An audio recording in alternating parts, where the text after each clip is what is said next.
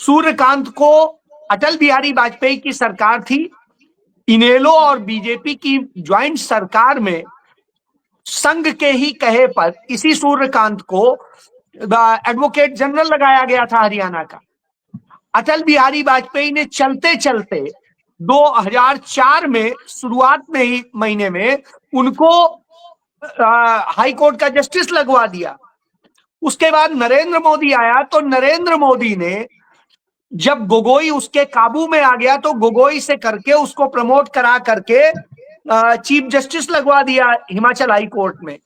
और अब देखिए 6 महीने भी वो आदमी chief justice Himachal high court काम नहीं किया, उसके पहले ही गोगोई से उसे सुप्रीम कोर्ट में जस्टिस लगवा दिया। तो आप क्या उम्मीद करेंगे भाई?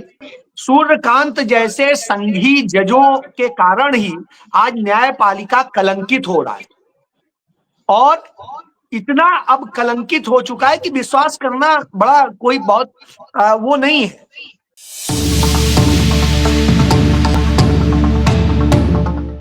नमस्कार, आदाब, सत श्री अकाल। एनवीएन के खास कार्यक्रम दिल्ली दर्पण में आपका स्वागत है। मैं हूं डॉक्टर मुजफ्फर गजाली। भारत के अंदर तमाम ही संवैधानिक संस्थाएं मोदी में होती जा रही हैं। विपक्ष का बड़ा आरोप है, लेकिन अब दिखाई देने लगा है कि संविधान के रक्षक सुप्रीम कोर्ट तक में अब ऐसे फैसले आने लगे जिसकी वजह से उन पर उंगली उठती दिखाई दे रही है। सवाल यह है कि अर्नब गोस्वामी, अमित शाह, इन पर एफआईआर के लिए कोर्ट कहता है, लेकिन एफआईआर नहीं होती। इसी तरह अमित शाह पर दिल्ली में एफआईआर के लिए ऑर्डर कर देता है कोर्ट, लेकिन कार्यपालिका उस पर अमल नहीं करता।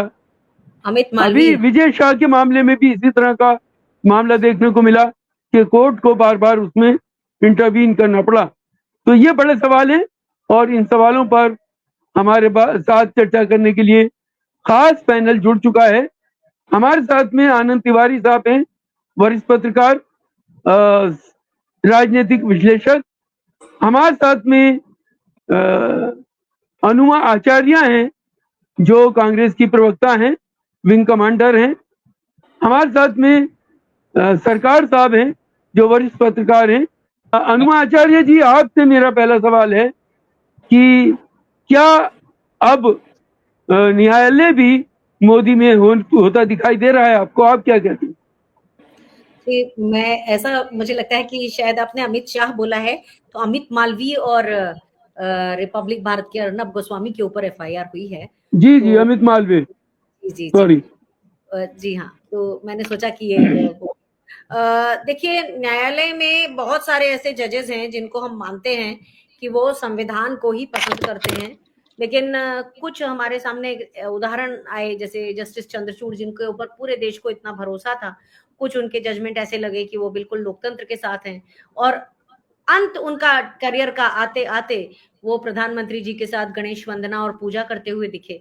तो ये जो एक लोगों के अंदर इस बात का डर हो गया है कि न्यायालय निष्पक्ष नहीं है, लेकिन अभी जो हम देखते हैं इस वक्त जो सुप्रीम कोर्ट है उसमें बहुत से ऐसे फैसले आ रहे हैं। जैसे मैं एक फैसले के बारे में जानती हूँ जिसमें जो महिला अधिकारी थी उनको भारत की सेनाएं और खासतौर पे भारत की सरकार परमानेंट कमीशन, पेंशनेबल सर्विस नहीं देने वाली थी, तो सुप्रीम कोर्ट ने बहुत अच्छा, जस्टिस सूर्यकांत ने बहुत अच्छा उसका वो अभी फैसला तो नहीं लिखा है पर डायरेक्शन लिखे हैं कि महिला अधिकारियों को परमानेंट कमीशन देने में प्रॉब्लम नहीं होना चाहिए, और उसका फैसला अगस्त में आएगा। तो सुप्रीम कोर्ट से ये उम्मीद हर नागरिक को होती है कि जो भी फैसले ऐसे हों जिससे देश को फर्क पड़ता हो वो निष्पक्ष हो। और उम्मीद तो यह है कि अभी पिछले कुछ दिनों से जो हम देख रहे हैं, जो हमारे प्रीवियस चीफ जस्टिस थे वे भी, और अभी जो आए हैं जस्टिस संजय खन्ना, और अभी भी जो हैं, उम्मीद हम करते हैं कि लोकतंत्र को इनके रहने से बल मिलेगा। जो सत्ता जबरदस्ती लोगों को कई बार तंग करती है, कुछ ऐसे लोग हैं जिनका केस आज तक हियरिंग में नहीं आया। आप सबने देखा जस्टिस बेला त्रिवेदी को लॉयर्स के 2 ग्रुप्स ने उनको फेयरवेल नहीं दी। तो ऐसे लोगों को भी लोग समझ रहे हैं, और इसलिए जो न्यायालय है उनके ऊपर आज एक जो खंबा जो बचा हुआ है जिसको हम मानते हैं वो न्यायालय को मानते हैं, और वहां से ही सारी हमें उम्मीदें हैं कि जो भी न्याय होगा वो वहां से होगा। जी सरकार साहब, आप इस विषय में क्या कहते हैं? अभी उत्तर प्रदेश के हाई कोर्ट के जो जज थे, जिन पर एक संगीन इल्जाम लगा था भाषा को लेकर के, उन्होंने माफी नहीं मांगी बल्कि उन्होंने इनकार कर दिया। और संभल की जामा मस्जिद के मामले में जो मुस्लिम पक्ष की याचिका थी वो खारिज कर दी गई सर्वे को लेकर के। आप क्या कहते हैं, न्यायालय की भूमिका अब किस तरह की आप देख रहे हैं? कि कई चीजें ऐसी हैं जिसके बारे में हमारे पास जो है, हमारे पास या कई मुल्क के पास कोई ऐसा कुछ भी सबूत नहीं है कि हम सीधे सीधे कुछ कहें। बट हाँ, जिसको कहते हैं कि इंटरप्रिटेशन और एनालिसिस के हिसाब से हम बातें कर सकते हैं। सामान्य रूप से हम देखते हैं कि कोर्ट जहां काम कर सकती है वो कर रही है, जहां दबाव में है वो भी साफ दिख रहा है। जो आपने अभी जो दो इंस्टांसेस दिए हैं उसमें ये बातें साफ है। देखिए, ये जो जज के पैसे के बारे में है वो एक बड़ा मिस्टीरियस मामला है, इसलिए उस पर सीधे सीधे कुछ भी कहना मुश्किल है कि उस जज को फिक्स करने के लिए कुछ किया गया या वाकई उनके पास है। ये अपने आप में एक बड़ा सवाल है। वहां से पैसे मिले हैं या नहीं मिले हैं उसके बारे में कोर्ट का कहना है कि हाँ कुछ मिले हैं, पर कहीं से भी ये नहीं कोर्ट ने कहा कि वो पैसे उनके थे। ये एक इशू जो है, जब आप हम जैसे लोग अगर इस पे बात करेंगे कि ये एक चीज जो है बीच में आती। दूसरे चीज आपने कहा कि विजय शाह का मामला, जिस पे उन्होंने जिस तरह की भाषा का प्रयोग किया, कोर्ट ने कई तरह के स्ट्रिक्चर्स दिए, एसआईटी के गठन करने की बात की। जान के से हमें पता है लड़ना आना चाहिए। जी जी शिवाजी सरकार साहब। जी नमस्ते नमस्ते दीदी। उसमें जो है देखिए, अमेरिका के सारे ऑर्डर्स दिए, एग्जीक्यूटिव ने कुछ नहीं माना और कोर्ट ने उस पर टिप्पणियां भी काफी सख्त की है। तो उस पर आप क्या कहेंगे? और ये सिर्फ अकेला, मैंने अभी जब पता किया, ये अकेला सिर्फ मध्य प्रदेश के केस नहीं है, उत्तर प्रदेश में भी अभी कई एक ऐसे केसेस हैं जिस पर कंटेम्प्ट ऑफ कोर्ट के प्रोसीडिंग्स का भी प्रोसेस शुरू हो गया है, पर एग्जीक्यूटिव ने जो काम कोर्ट के ऑर्डर पे जो काम करना था वो नहीं किया। ये कोर्ट का मैं समझता हूं जिस तरह से पूरा अवहेलना हो रही है, ये अपने आप में बहुत ही चिंतनीय बात है। क्योंकि कोर्ट को अगर वो नहीं मान रहा है तो पूरी व्यवस्था जो है ध्वस्त होने के कगार पर आ ही जाएगी। अभी दूसरी चीज आप देख लीजिए, राष्ट्रपति को गवर्नर के जो इशू है उसके मामले में 14 पॉइंट, जिसके लिए कम से कम 100 लॉयर लगे होंगे, का एक जो रेफरेंस दिया है सुप्रीम कोर्ट को, उसकी कोई जरूरत नहीं। संविधान के हिसाब से, वैसे भी सारी चीजों के हिसाब से राष्ट्रपति सर्वोच्च है, पर यह भी संविधान में है कि कोर्ट जो है किसी भी एग्जीक्यूटिव में किसी का भी जो काम है उसका जो है इंटरवेंशन कर सकती है, इंस्ट्रक्शन दे सकती है, एनालाइज कर सकती है, क्रिटिसाइज कर सकती है। क्यों किया गया है ये? क्योंकि संविधान में ही ये लिखा हुआ है कि राष्ट्रपति स्वयं कुछ नहीं करते, काउंसिल ऑफ मिनिस्टर जैसा कहते हैं उस तरह से किया जाता है। तो ये काउंसिल ऑफ मिनिस्टर्स है, उस पर चेक है, उस पर भी हमने कुछ नहीं किया। एक छोटी सी चीज और कहता हूं, मैं अभी बात समाप्त करता हूं, और उस पर मुझे विपक्षी दलों पर भी बड़ा क्या कहूं, बहुत परेशानी होती है कि विपक्षी दल इस पर कुछ नहीं कहते। एक लड़की जिसके सारे चीजें यूट्यूब पे, इंस्टाग्राम पे, फेसबुक पे सब कुछ दिया हुआ है, पुलिस के एफआईआर में भी उतना ही है। हरियाणा पुलिस कहती है उसका टेरर से कोई लिंक नहीं स्टैब्लिश हुआ, और कोर्ट जो है लोअर कोर्ट के बारे में तो मेरा सिंपल सी धारणा है कि लोअर कोर्ट जो है वो तो सिर्फ लेन देन के उस पर चलती है। तो लोअर कोर्ट ने उसके बेल जो है नहीं दिया उसको। तो इस तरह की चीजें जो हो रही हैं, मैं समझता हूं कि विपक्षी दलों को ये बातें उठानी चाहिए। मुझे नहीं मालूम वो क्यों नहीं उठाते हैं। पुलिस का जो रोल है, और हर स्टेट में ये है कि पुलिस जो है एक सोशल आर्म होने के बजाय पॉलिटिकल पार्टी जो सत्ता में है उसकी आर्म बन जाती है। सत्तारूढ़ दल तो कहीं कुछ नहीं कहती है, विपक्षी दल भी बड़े खामोश बैठे रहते कि हम भी जब सत्ता में आएंगे तो यही करेंगे, अब दूसरों के साथ वही करेंगे जो आज जो सत्ता में बैठे हैं करेंगे। जी शिवाजी ये साहब, जो पूरा डेमोक्रेटिक शरण हो रहा है, इस पर हमें बातचीत करने की जरूरत है। जी हमारे साथ अजय शुक्ला साहब जुड़ चुके हैं। स्वागत है सर आपका। अजय शुक्ला जी, एक तरफ कई मामले ऐसे आ रहे हैं न्यायालय में जिनमें साफ साफ दिखाई देता है कि न्यायालय दबाव में फैसले कर रहा है। जैसे अभी प्रोफेसर अली के मामले में, जो नवंबर में चीफ जस्टिस बनने वाले हैं सीजेआई, उन्होंने लिखने पढ़ने की पाबंदी के साथ उनको जमानत दी। तो जहां वो फैसला कर देता है कोई कोर्ट, उस पर कार्यपालिका उस तरह से कार्रवाई नहीं करती जिस तरह उसे करना चाहिए। ये क्या मामला है बीचों दोनों के बीच? इस तरह की ये व्यवस्था कैसे बन गई कि कोर्ट का आदेश का पालन नहीं होता, कार्यपालिका अपने हिसाब से उसको काम करती है? आप क्या देखते हैं इस मामले? देखिए, एक बात मैं कहूंगा, राहुल गांधी जी ने एक बात कही थी और वो लगातार हमें अपने जेहन में रखनी चाहिए। वो ये कि इस दौर में तमाम संस्थाओं में आरएसएस के लोगों को बैठा दिया गया है, चाहे तमाम शिक्षण संस्थाएं हों, चाहे इस देश की न्यायिक संस्थाएं हों, चाहे दूसरी जगह हो, सब जगह यही स्थिति है। तो जहां पर दक्षिणपंथी लोग ही बैठे होंगे और आपने दक्षिणपंथियों को ही टारगेट किया होगा, तो साफ फैसला क्या आएगा वो समझा जा सकता है।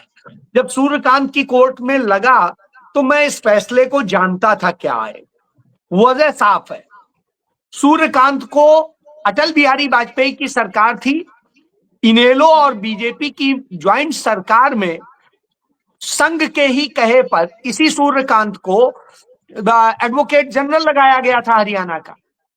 अटल बिहारी वाजपेयी ने चलते चलते 2004 में शुरुआत में ही महीने में उनको हाई कोर्ट का जस्टिस लगवा दिया। उसके बाद नरेंद्र मोदी आया तो नरेंद्र मोदी ने जब गोगोई उसके काबू में आ गया तो गोगोई से करके उसको प्रमोट करा करके चीफ जस्टिस लगवा दिया हिमाचल हाई कोर्ट में। और अब देखिए 6 महीने भी वो आदमी chief justice Himachal high court काम नहीं किया, उसके पहले ही गोगोई से उसे सुप्रीम कोर्ट में जस्टिस लगवा दिया। तो आप क्या उम्मीद करेंगे भाई? आप उससे चाहेंगे कि वो भजन करेगा आपका? तो ये परंपरा कभी रही नहीं इसके पहले, ये फर्स्ट टाइम ये हो रहा है। लाज होती थी, आंखों में एक शर्म होती थी, कानून का भी थोड़ा बहुत ख्याल होता था, तो वो चीजें आज खत्म हो चुकी हैं पहली बार। तो आप ये बहुत बड़ी उम्मीद मत करिए। मैं एक चीज कहूंगा, निचली अदालतें आज भी जब परीक्षण करती हैं तो बहुत ईमानदारी से करती हैं। हाई कोर्ट्स और सुप्रीम कोर्ट आज सबसे ज्यादा भ्रष्ट और हर तरह से भ्रष्ट, चरित्र में वहां पर तमाम तरह की चीजें चलती हैं। मैं साबित करने की स्थिति में हूं तब कह रहा हूं कि चाहे कभी लड़कियों का दोष हो, कभी पैसों का दोष हो, कभी किसी और चीज का दोष हो, ये स्पष्ट तौर पे देखा जा सकता है। तो यह आज पहले उच्च जुडिशरी जो होती थी वो साफ सुथरी होती थी, ऊपर के अफसरान साफ सुथरे होते थे, लेकिन आज नीचे में जरूर अच्छा है कि कम से कम वहां जब ट्रायल होता है तो एक एक सबूत, एक एक चीज पे चर्चा होती है, उस पर बात होती है और उसको जस्टिफाई करना होता है, लिखना होता है। लेकिन ऊपर जाके बहुत बुरी स्थिति है। तो साहब यह समझ लीजिए कि इतनी बुरी हालत में आज हो गया है क्योंकि वहां पर होते ही पॉलिटिकल उससे। अब जो सुप्रीम कोर्ट का कलेजियम जो बना करके भेजता है नाम, उसे कानून मंत्रालय तभी ओके करता है जब उसके फेवर में दिखाई देता है, नहीं तो दावे रखे रहता है। तो यह स्थितियां हुई। इसके पहले आप बताइए मुझे 2014 के पहले कभी इस तरह के हालात आए हो? एक घटना का बता देंगे, जो कहेंगे हार जाऊंगा, नहीं बता पाएंगे। तो वास्तविकता ये है कि जब वो ये हो गया हो तो क्या करेंगे? आप देख लीजिए, कांग्रेस पार्टी ने 2 लोगों के खिलाफ एफआईआर दर्ज कर, और सबके सामने है, ऑन कैमरा है कि उन्होंने झूठा किस तरीके से किया, जिससे कि खतरा पैदा हो, एक झूठ पैदा किया एक पार्टी के प्रति, किस तरह से राहुल गांधी का फर्जी वो बना करके, फोटो बना के और ये करके किया। लेकिन साहब हाई कोर्ट रोक लगा देता है, और यही नहीं, इन्वेस्टिगेशन पे रोक लगा देता है, जो पहले कभी नहीं लगाई जाती थी। इन्वेस्टिगेशन पे रोक नहीं लगाई जाती थी, आदमी को रिलीफ दे दी जाती थी कि भाई गिरफ्तारी नहीं होगी, ये नहीं होगा, वो नहीं होगा। यहां तो वही रोक देते हैं। उसके बाद जब जांच ही नहीं होगी तो क्या होगा? आपने देख लिया, सेबी का मामला था, उसमें एफआईआर दर्ज करने का निचली कोर्ट ने, लोअर कोर्ट ने जो उसकी थी करप्शन की, एंटी करप्शन की, उसने ऑर्डर दिया था। लेकिन साहब हाई कोर्ट ने सीधे सीधे कह दिया कोई इन्वेस्टिगेशन नहीं होगी। क्यों नहीं होगी? कोई नहीं पता, नहीं होगी। आप देखिए, हाई कोर्ट ने ऑर्डर दिया कि शाह के खिलाफ एफआईआर दर्ज कीजिए, उस पर ये कीजिए। जब एफआईआर गलत हुई, फिर हाई कोर्ट चिल्लाया। वो 2 जज बहुत अच्छे से बोले, लेकिन ऊपर जाके सुप्रीम कोर्ट से, इसी सूर्यकांत की अदालत से ऑर्डर ले आया। बस कोर्ट में प्रवचन सुना देंगे कि लगे कि हाँ हम वो हैं, और उसके बाद ऑर्डर वो करेंगे जो वो चाहता है। तो अब आप भी अखबार में भी छापने के लिए खुशी हो जाइए और ये भी हो जाए। अच्छा, अभी हमारे से पहले जो वक्ता बोल रहे थे, मैं उस पे बोलूंगा। वो कहते हैं इस पे विपक्ष क्या, तो इसमें विपक्ष कर क्या सकता है? वो खुद सबसे ज्यादा पीड़ित है, वो क्या बोलेगा? और जुडिशियली खिलाफ बोलेगा तो 2 मिनट लगेंगे, उनके खिलाफ तो अभी तुरंत मुकदमा बनाने में कोई देरी नहीं लगेगी, उनको तो सबको जेल में डालेंगे। तो उल्टा वो खुद विक्टिम है, तो उसे आप कह रहे हैं कि इस पर बोले। इस पर बोलने की स्थिति सिर्फ और सिर्फ सरकार की हो सकती है। और उसका देख लीजिए, भारत का उपराष्ट्रपति अदालतों का लगातार अपमान कर रहा है। भारतीय जनता पार्टी का सांसद निशिकांत दुबे जिस तरह के शब्द बोल रहा है, सीधे सीधे अवमानना बनता है। और यही नहीं बनता, उसने तो यह तक कह दिया कि यह जज जिस तरह से समाज और इसको वो कर रहा है, सब खत्म कर रहा है, उस पे उसके खिलाफ राष्ट्रद्रोह का मुकदमा बनता है। किया क्या? नहीं किया। कौन कर रहा है? सरकार करेगी नहीं, और जुडिशरी में जो बैठे हैं उन्हीं के ही चेले बैठे हैं, तो सब क्या करेंगे? असल में सूर्यकांत जैसे संघी जजों के कारण ही आज न्यायपालिका कलंकित हो रहा है, और इतना अब कलंकित हो चुका है कि विश्वास करना बड़ा कोई बहुत वो नहीं है। तो इस तरह, अच्छा अब इसमें 2 चीजें और अहम है। आप यदि मुसलमान हैं तो आप डबल दुश्मन हो जाते हैं, आप दलित हैं तो आप डबल दुश्मन हो जाएंगे। दलितों, आदिवासियों और मुसलमान, 3 को चुन चुन के मारिए, यह नीति है इस सरकार। और साहब सबसे बड़ी बात, भारत का चीफ जस्टिस ऑफ इंडिया दलित समुदाय से बनता है, और वो अपने राज्य जाता है तो न डीजीपी उसको अगवानी करने आता है, प्रोटोकॉल के तहत आना चाहिए, न कमिश्नर आता है, न चीफ जस्टिस वो चीफ सेक्रेटरी आता है। अब आप सोचिए, चीफ जस्टिस ऑफ इंडिया के प्रोटोकॉल में यदि वो नहीं आ रहा है, यानी दलित होने से आपकी हैसियत ये, आप बड़े बैठ जाओ चाहे जिस पद पे, हम आपको कुछ समझते नहीं है, आप ये हो। तो अब आप इससे समझ लीजिए, जब यह स्थिति हो इस देश में तो क्या करेंगे? बहरहाल उन्होंने यह बात कह दी, तो फिर बाद में उनके पास माफी मांगने आ गए, लगा कि मामला बिगड़ जाएगा, यदि प्रोटोकॉल से आ गया तो हम तो फंस जाएंगे। तो ऐसी स्थिति में जहां इनको डंडा दिखाई देता है वहां तक तो ये डरते हैं, उसके अलावा इनमें डर नहीं। तो आप यह जान लीजिए आज सेना की स्थिति है। लोग बार बार कहते हैं सेना का हम सम्मान करते हैं, मैं नहीं करता हूं। काहे का सम्मान भाई? कौन सा अच्छा काम कर दिया? किसने विरोध किया कि हाँ इस तरह का डिसीजन आप नहीं ले सकते? वही मानेक शाह थे, आप याद करिए कि किस तरीके से उन्होंने इंदिरा जी को भी कहा था नहीं इस समय हम ये नहीं कर सकते, इस समय ये करें। और आज क्या कह रही है? क्या सेना अध्यक्ष बोला? क्या जो बाकी और ऑफिसर्स बोले इस पे ऑब्जेक्ट किए? क्या आप मनमानी इस तरह से करें? हमारे लोग मरवाने के लिए हैं क्या? हमारी जनता मरने के लिए है? वहां बॉर्डर पे मर रहे हैं, क्या बोला इन्होंने? बिल्कुल उसी तरह से जैसे दूसरे अफसरान आगे पीछे पालतू की तरह से घूमते हैं वैसे वो दिखाई दी। शुक्ला जी मैं आता हूँ जरा गए हैं तो फिर क्या तिवारी साहब करेंगे? से, तिवारी साहब से भी एक ले बन लें। गए हो तो आप क्या कहेंगे? तो इसलिए कोई सम्मान की जरूरत नहीं है विशेष किसी को लेने। जो पॉलिटिकल लोग हैं उन्हें तो मजबूरी है बोलना है। हम क्यों बोले भाई? हम डरते हैं क्या? जी सही बात बोलेंगे जी। अरुण तिवारी साहब आपके सामने है कि कपिल मिश्रा के खिलाफ कोर्ट ने एक ऑर्डर दिया।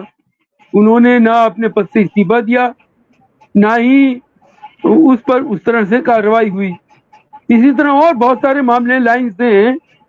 तो क्या जुडिशरी की जो पोजीशन है वो इस दौर में कमजोर हुई है या अभी उसकी साख कुछ बची हुई है? जी सर, देखिए ताकत तो लोग कहते हैं कुर्सी में ताकत होती है, लेकिन हम तो कहते हैं कि ताकत कुर्सी में नहीं होती है, उस कुर्सी के ऊपर कौन बैठा है उसमें ताकत होती है। मतलब नेतृत्व में ताकत होती है। जनतंत्र में तो सबसे ताकतवर तो जनता है, लेकिन जनता में भी जो नेतृत्वकारी लोग हैं, जो नेतृत्व है उसमें ताकत होती है। और न्यायपालिका के साथ तो एक संकट है। न्यायपालिका अगर कोई निर्णय दे भी दे तो उसको लागू कौन कराएगा? लागू कराने के लिए उसके पास कोई ताकत नहीं है, उसके पास कोई व्यवस्था नहीं है। तो ऐसी हालत में यह जो हमारी कार्यपालिका है, कार्यपालिका ही सुप्रीम हो जाती है, या यूं कहें कि वो तानाशाही की हद तक चली जाती है। और पुलिस राज इसी को कहते हैं। पुलिस, आप जैसा जानते हैं, हम सारे लोग जानते हैं कि पुलिस तंत्र में दरोगा सबसे ताकतवर होता है। अपने क्षेत्र में, अपने थाने में दरोगा वो चाहे तो राष्ट्रपति को भी बिठा के चार डंडा मार के बंद कर देगा। और वो तात्कालिक रूप से तो वही वहां सुप्रीम है। और जज को चाहे, आनंद तिवारी को चाहे, जिसको चाहे चार डंडा मार के अंदर बंद कर देगा, ट्रायल होता रहेगा।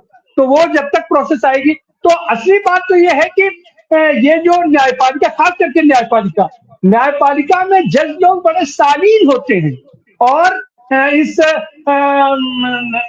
ये जो दबंगई की सरकार है, इसमें शालीनता का कोई मतलब नहीं है, शालीनता की कोई ताकत नहीं है, शालीनता के प्रति किसी का कोई सम्मान नहीं है। तो ऐसी हालत में दबंगई कहिए या तानाशाही कहिए या जो कहिए, कार्यपालिका और कार्यपालिकी शक्ति जिसके पास है, और उसमें भी नेतृत्व में जो है, उस नेतृत्व की दबंगई जो है, हम तो कहेंगे साफ साफ कि ये आज की तारीख में याद करना जरूरी है सतपाल मलिक साहब को। सतपाल मलिक की ताकत उनकी कोई कुर्सी नहीं है, सतपाल मलिक की ताकत उनकी नेतृत्व क्षमता है। तो नेतृत्व का आदमी जहां कहीं भी बैठेगा, विधायिका में बैठेगा, विधायिका में अपना खुद के सामने कार्यपालिका रहेगा, अपना न्यायपालिका में रहेगा, न्यायपालिका। अच्छा, न्यायपालिका में ये जो अपने जजेस लोग हैं, ये तो हमको लगता है कि ये लोग तो अपनी इज्जत खाली बचाते रहते हैं कि कहीं ऐसा ना हो कि हम कोई निर्णय दे दें और हमारा निर्णय अगर पालन नहीं होगा तो हमारी बेइज्जती हो जाएगी।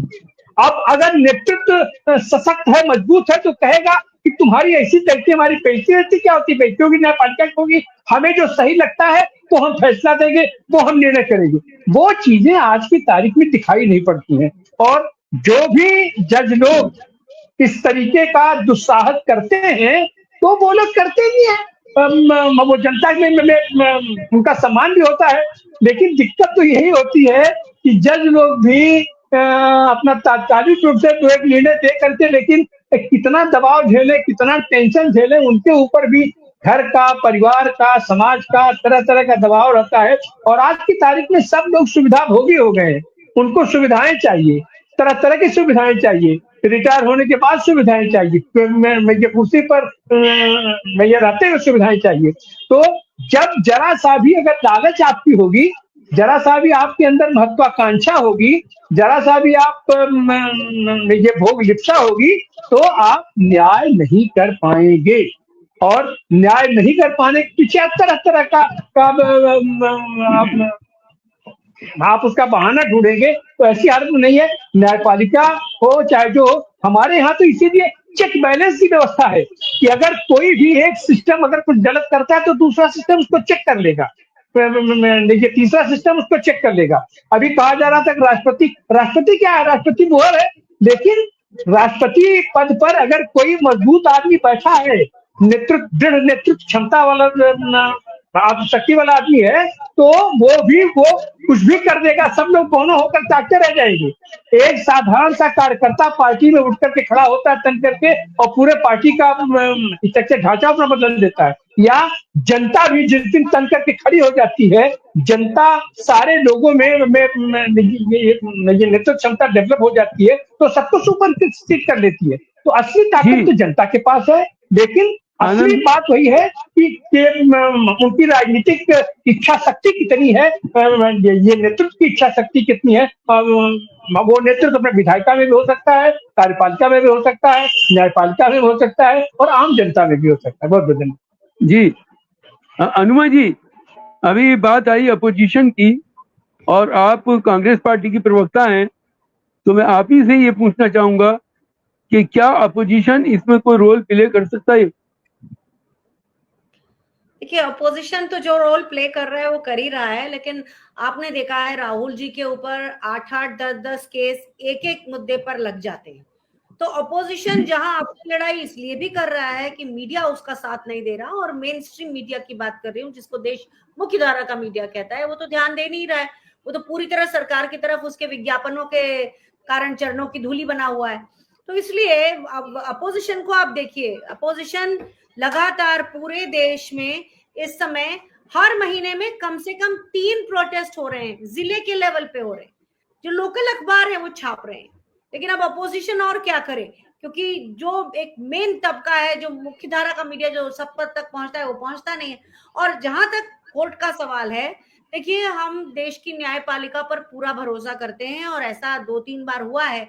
जबकि राहुल जी को जब पहले डी बार किया गया था, उनकी सांसदी जो है उसको, उसके ऊपर भी उन्होंने अटैक किया था, उनको घर से निकलने को कहा था, उस सब में हमने देखा है कि न्यायपालिका ने अपना रोल निभाया है।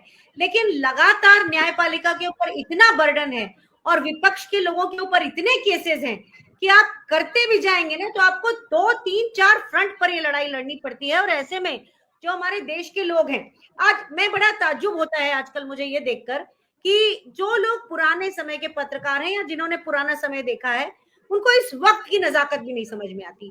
4 बातें अगर बीजेपी को सुनाएंगे तो 3 कांग्रेस को सुना देंगे और कहेंगे वो उस समय ऐसा करती थी। अरे भाई, समझ जाइए, अभी ये समय नहीं है वो, इस समय सबको साथ आना है। उसके बाद कांग्रेस की खूब लानत मलामत करिएगा जब कांग्रेस आ जाए तो, लेकिन ये समय है क्या? इस समय हर समय ये दिखाने की कोशिश करते हैं हम बड़े निष्पक्ष हैं, तो हम 3 बातें बीजेपी को सुनाएंगे तो 2 बातें हम कांग्रेस को सुनाएंगे। अरे कांग्रेस के समय में ना आप उसको छोड़ दीजिए, वो का जो समय था, और उसमें भी पत्रकारों के ऊपर इस तरह का अंकुश नहीं था। भले ही किसी ने लिखा था कि मीडिया रेंगने लगा हो, सो गया हो, लेकिन आज देखिए, आज मीडिया का क्या हाल है, लगातार विपक्ष से सवाल पूछता है। ऐसे ही हमारे लोग निष्पक्ष बनने के चक्कर में विपक्ष को कटघरे में खड़ा करते हैं। ये समय विपक्ष के साथ खड़े होकर लोकतंत्र को बचा लीजिए, संविधान को बचा लीजिए, और तो कोई जरिया है नहीं। तो अगर कांग्रेस से हमको उम्मीद नहीं है, तो फिर आप किसी से उम्मीद नहीं कर सकते। जो लोकल रीजनल पार्टियां हैं वो कितना भी लड़ लें, बीजेपी का नेशनल स्तर पर कभी सामना नहीं कर पाएंगी। इसलिए जो आपके अंदर ये जो एक कीड़ा आता है ना, जो कि आदत में रहा है कि हमें निष्पक्ष रहना है, ठीक है, बहुत अच्छा है, मैं तारीफ करती हूँ, उसको सलाम करती हूँ, लेकिन वक्त देखिए। अगर इस समय हम कांग्रेस ने वो किया था, ये किया था, और उसका स्पष्टीकरण भी नहीं है अभी कोई, हम दे भी नहीं रहे। बहुत सारी ऐसी चीजें हैं जो एक समय हुई थी, कांग्रेस ने समय जी। मैं फिर आता हूँ आपके पास। जी शिवाजी सरकार साहब, आपकी आखिरी टिप्पणी। बहुत ही, मेरे पास टाइम बहुत शॉर्ट रह गया है जी। मैं जरा कांग्रेस के स्पोक्सपर्सन से सिर्फ एक ही सवाल करना चाहता हूँ। जी। इलेक्शन कमीशन कि जिस तरह की चीजें चल रही हैं, कांग्रेस तो कम से कम 1 लाख लोगों को बुला के उसका घेराव कर सकती है, उसमें किस बात का डर है? जी अजय शुक्ला साहब, आपकी टिप्पणी, आखिरी टिप्पणी। मैं समझता हूं कि कांग्रेस के अलावा और किसी ने इतना इलेक्शन कमीशन को किसी भी विषय पे घेरा नहीं है, और जो भी लीगल प्रोसीडिंग्स है उसको लेकर के सारी चीजें करी है कांग्रेस।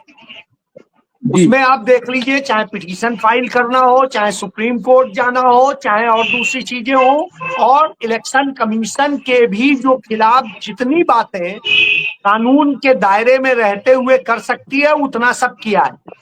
अब उसमें बाकी जनता को करना है, जनता आएगी नहीं निकल के और सब कुछ कहेंगे कि हाँ विपक्ष नहीं कर रहा है, ये नहीं कर रहा है। अरे आप कहाँ खड़े हैं भाई?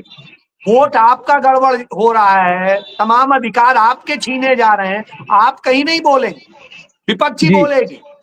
तो जी जी सबसे बड़ी समस्या इस देश के अंदर यह हो गई है कि विपक्ष को कटघरे में खड़ा कर दीजिए और हम कुछ नहीं करेंगे, हम नहीं लड़ेंगे। क्यों नहीं लड़ेंगे भाई? आप भी अपने खिलाफ एफआईआर दर्ज कराइए। राहुल गांधी 35-36 एफआईआर दर्ज करा सकते हैं, तो आप 2 नहीं करा सकते, 4 नहीं करा सकते? आपको पता है मेरे खिलाफ स्मृति ईरानी ने कराई, मैंने कहा 1 नहीं और अभी 10 करा दीजिए। और मैं आपके सामने बोल रहा हूं कि मैं डंके की चोट पे बोलता हूं, जिसमें औकात है जितनी एफआईआर करानी वो करानी, और मैं जमानत नहीं मांगूंगा, बड़े ईमानदारी से कह रहा हूं। और मैंने जमानत उस केस में भी नहीं ली जो स्मृति ईरानी ने कराई। आज भी मैं उसमें एक्यूज हूं, वैसे ही हूं, और बार बार पुलिस वालों से कहता हूं गिरफ्तार करो, जेल ले चलो, वो ले ही नहीं जाते। तो ले जाएंगे जी तो हम जेल में बैठ के उसका ट्रायल कराएंगे। आओ बेटा, जी कानून मुझे जी आता शुक्ला है, जी, मैं फिर खुद वकील हूं, मैं वकील जी दूसरा करूंगा नहीं, मैं खुद ही लड़ूंगा। मैं यही कह रहा हूं, यदि एक हिम्मत दिखाई होती अली खान ने तो आज एक बड़ी भारी नजीर होती। वहीं पर उन्होंने एक मैसेज किया होता कि यदि इस तरह का आचरण करेगा जस्टिस तो आप कहिएगा बेल अपने पास रखो, मुझे नहीं चाहिए तुम्हारी बेल, मैं जी ट्रायल करूंगा। ठीक है। उसकी आनंद शर्मा जी, हवा खराब हो जाती सूर्यकांत। आनंद वहीं तिवारी मैं साहब। बड़ी जिम्मेदारी से कहता हूं कि वहीं उसकी पैंट गीली हो जाती। जी ये आनंद ये तिवारी साहब, आपकी हिम्मत आखिरी करने की टिप्पणी। जरूरत थी। जी जी जी शुक्ला जी जी, सर। आनंद तिवारी सर साहब, आपकी देखिए, आखिरी टिप्पणी। असली समस्या हमारे अंदर का भय है, हमारे अंदर का डर है। सही कह रहे हैं आज हम तिवारी जी, क्यों डर बिल्कुल गए? 100% आज हम सही। क्यों डर गए? मैं तो मानता हूं इस देश में गांधी का जो सबसे बड़ा योगदान है कि उसने अपने अंदर से डर को निकाल दिया और देश की जी जनता के अंदर से डर को निकाल दिया। जो लोग जेल से डर रहे थे, जेल को उन्होंने ननिहाल बना दिया, ससुराल बना दिया। चलो जेल, कितना ले चलोगे? और आज की तारीख में ये सारे के सारे लोग डरे हैं कि हमको जेल हो जाएगी, हम गिरफ्तार हो जाएंगे, हमारे ऊपर मुकदमा हो जाएगा। तो जब तक ये डर रहेगा, आपका जनतंत्र जिंदा नहीं रहेगा, आपका जनतंत्र मजबूत नहीं रहेगा। डर हमेशा तानाशाही को जन्म देता है, तानाशाही को मजबूत करता है। अगर जनतंत्र को मजबूत करना है तो हम सारे नेतृत्व की भी जिम्मेदारी है कि अपने अंदर से डर निकाले, और उस नेतृत्व की जिम्मेदारी है कि आम जनता के अंदर से भी डर निकाले, भय निकाले, लाज निकाले, जी संकोच निकाले कि करो हमारे ऊपर, तुमको जितना भी केस करना, जितना मुकदमा करना है। 140 करोड़ लोग अगर जेल जाने के तैयार हो जाएंगे तो इस तानाशाही या किसी व्यवस्था की ऐसी कोई स्थिति नहीं कि वो कुछ कर सके। अभी क्या हो रहा है फिलिस्तीन जी में? 4 लाख लोग मारे गए, लेकिन वहां पर भी तंग के लोग खड़े हैं, मारो, कितनी हत्याएं करोगे? तो ये जज्बा लाना जी पड़ेगा, तिवारी साहब, तभी हमारी फिर न्यायपालिका तिवारी भी, साहब, फिर कार्यपालिका, तिवारी साहब। विधायपालिका सब फंक्शन करेगी। जी जी सर। हमारे साथ में हमारे एनवीएन के चीफ एडिटर सलीम खान साहब भी हैं। सलीम साहब, आपकी भी आखिरी टिप्पणी, क्योंकि मुझे क्लोज करना है।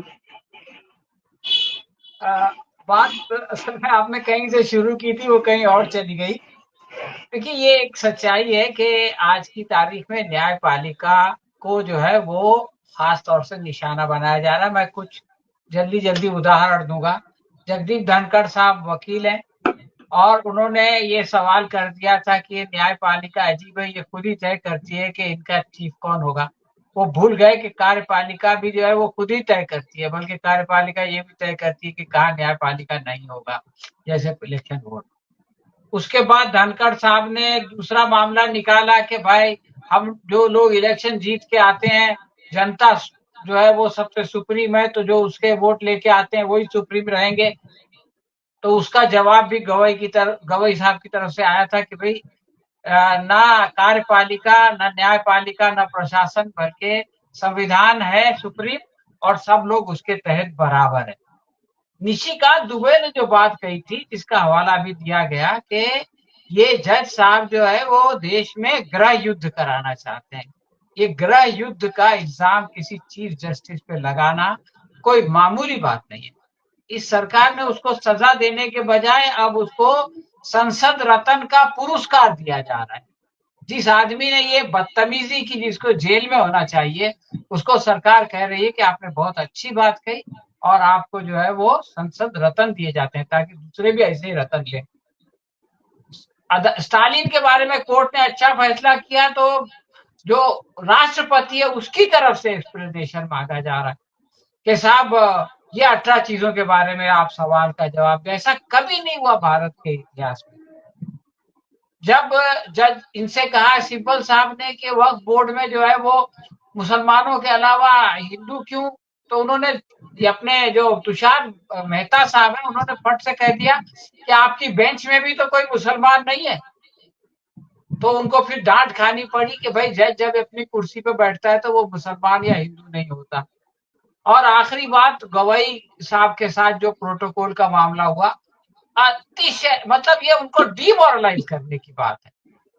और उसके बाद गवई ने एक बहुत अच्छी बात कही, जस्टिस गवई ने, कि मैं जो है कोई बाद में लेने वाला नहीं हूं कमीशन, इसलिए आप मेरे ऊपर दबाव मत डालना। तो ये जो कश्मकश चल रही है, जो संघर्ष चल रहा है, इसको हमको गहराई से देखना पड़ेगा। आरएसएस के एक लीडर है जयानंद कुमार, उनका बयान पढ़िए पहलगाम के बारे में। तकरीर किया उन्होंने, कहा कि सारा पहलगाम कोर्ट की वजह से हुआ। कोर्ट ने सरकार से कहा वहां इलेक्शन कराओ और इलेक्शन कराए तो उसकी वजह से ये हो गया। हालांकि इतनी बेतुकी बात है कि आज भी जो है वहां पे वो है यूनियन टेरिटरी होने की वजह से पुलिस तो सेंट्रल गवर्नमेंट के पास है, तो इलेक्शन से तो उसका कोई लेना ना देना। लेकिन आरएसएस ये कह रहा है कि पहलगाम के लिए कोर्ट जिम्मेदार है। तो ये सारे उदाहरण मैं इसलिए दे रहा हूं कि अदालत पे जबरदस्त दबाव है, लेकिन जस्टिस श्रीधरन जैसे लोग आज भी मौजूद हैं जो सू मोटो विजय शाह के खिलाफ जो है मुकदमा दर्ज कराते हैं। कहते हैं 4 घंटे के अंदर एफआईआर होनी चाहिए, दूसरे दिन एफआईआर को लेके उसको फेंक देते हैं। उसमें कहा कि ये तो तुम बचाने के लिए कर रहे हो, इसके अंदर मेरे कमेंट को पैराग्राफ 6 के अंदर डालो। और फिर ये भी कहते हैं कि इसका इन्वेस्टिगेशन जो है वो कोर्ट की निगरानी में होगा, यानी मुझको जो है वो प्रशासन पे विश्वास नहीं है। तो आज भी श्रीधरन जैसे लोग मौजूद हैं जो कि इस दबाव के बावजूद जो है वो अपनी जिम्मेदारी अदा कर रहे हैं। तो मैं समझता हूं कि कुछ लोगों की, जिनका जिक्र अभी बहुत तफसील से शुक्ला जी ने किया, उनकी वजह से पूरी न्याय व्यवस्था के ऊपर जो है वो सवालिया निशान पैदा करना और अविश्वास पैदा करना मैं समझता हूँ मुनासिब नहीं। तो इस वीडियो में इतना ही, फिर और एक विषय के साथ हाजिर होंगे आपकी खिदमत में। तब तक के लिए दीजिए विदा। तमाम मेहमानों का बहुत शुक्रिया।